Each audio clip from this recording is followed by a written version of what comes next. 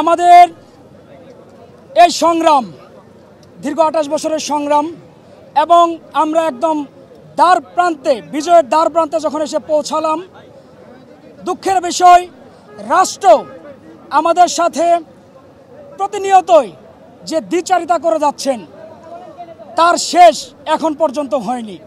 আপনারা জানেন, গতকাল আমরা প্রেস ব্রিফিংয়ের মাধ্যমে সারা দেশকে জানিয়েছিলাম আজ বিকাল 4টা পর্যন্ত আমরা অপেক্ষা করব মন্ত্রণালয়ের থেকে আসা তথ্যের জন্য।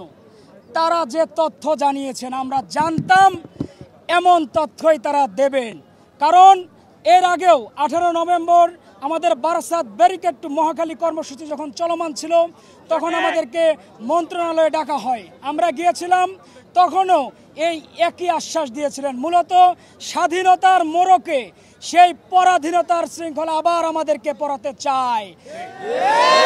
আমরা সেই পরাধীনতার শিকল পড়তে প্রস্তুত নই।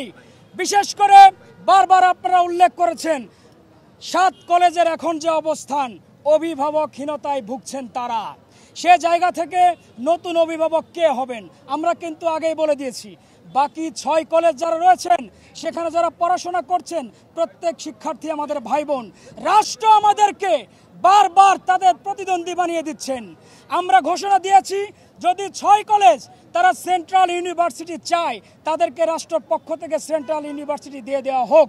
তবে তিতুমিরের দাবি সেই প্রথম থেকেই বিশ্ববিদ্যালয়, স্বতন্ত্র বিশ্ববিদ্যালয়, এবং আমাদের এই দাবিতে আমরা অনড় থাকব।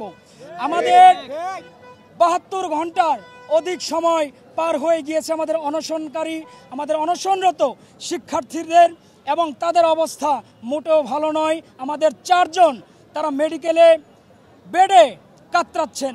এই দুঃখ আসলে কাকে বোঝাবো? এই দুঃখ বোঝানোর মতো ভাষা আসলে তিতুমিরের শিক্ষার্থীদের নেই।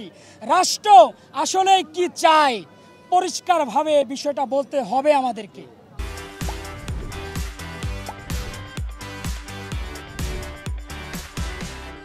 আজকে ঘোষণা ছিল Barasat barricade two Dhaka north city, অর্থাৎ ঢাকা উত্তর তিতুমিরের শিক্ষার্থীরা ব্লকেট করে দেবে। এবং আপনারা ইতিমধ্যে জেনেছেন সন্ধ্যার পর থেকে মহাখালী পয়েন্ট এবং আমরা মাত্র গুলশান পয়েন্ট থেকে আসলাম, প্রত্যেকটি জায়গায় আমরা এই মেসেজটি দিতে চেয়েছি, আমরা জনদুর্ভোগ চাই না, আমরা জনভোগান্তি চাই না, কিন্তু রাষ্ট্র আমাদের কথা শুনতে চায় না। আপনারা যদি আলোচনা করতে না চান সরাসরি বলতে হবে আমরা আলোচনার জন্য প্রস্তুত নই। তবে শুধুমাত্র, আবারও বলি, শব্দটি যদিও শুনতে ভালো লাগে না, সেই মূলা ঝোলাবেন না। সেই মূলা ঝোলানো আশ্বাস তিতুমিরের শিক্ষার্থীরা আর গ্রহণ করতে রাজি নয়। আপনারা মন্ত্রণালয় থেকে দায়িত্ববান একজনকে পাঠান। আপনারা গত 2 দিন আগে একজনকে পাঠিয়েছিলেন, নাম বলবো না। তিনি এসে শিক্ষার্থীদের সাথে কথা বলেন, শিক্ষার্থীদের স্পন্দন শক্তি সম্পর্কে তার ধারণা নেই, শিক্ষার্থীদের পালস সম্পর্কে তার ধারণা নেই। তিনি কি বলেন? আগা নেই গোড়া নেই, যা ইচ্ছা তাই বলে যান। এভাবে নয়, আমরা চাই, আমরা জানি 24-এর বিপ্লবের পর সমস্ত প্রশাসনিক কাঠামো চেঞ্জ হয়েছে, সেখানে যারা বসেছেন তারা যোগ্য ব্যক্তি। এমন অথর্ব ব্যক্তিকে আমাদের এখানে পাঠাবেন না যিনি শিক্ষার্থীদের নিয়ে কথা বলতে প্রস্তুত থাকেন না। তার মন গড়া যেটা মনে হয় সেটা শিক্ষার্থীর উপর চাপিয়ে দিলে 24-এর পর 25-এ এসে শিক্ষার্থীরা এটা গ্রহণ করে নেবে না।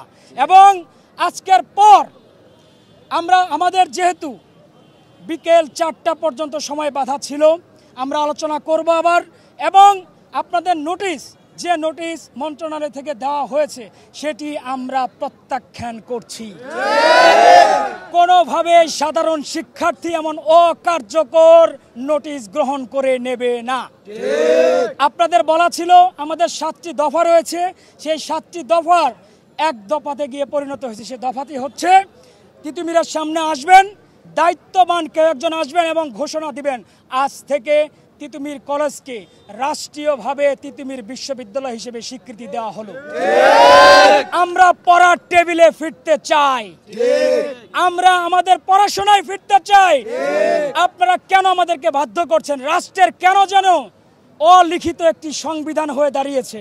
যদি জনদুর্ভোগ তৈরি না করা হয়, মানুষের দুর্ভোগ তৈরি না করা হয়, রাস্তায় যানজট তৈরি না করা হয় তাহলে রাষ্ট্র কথা বলতে প্রস্তুত নয়।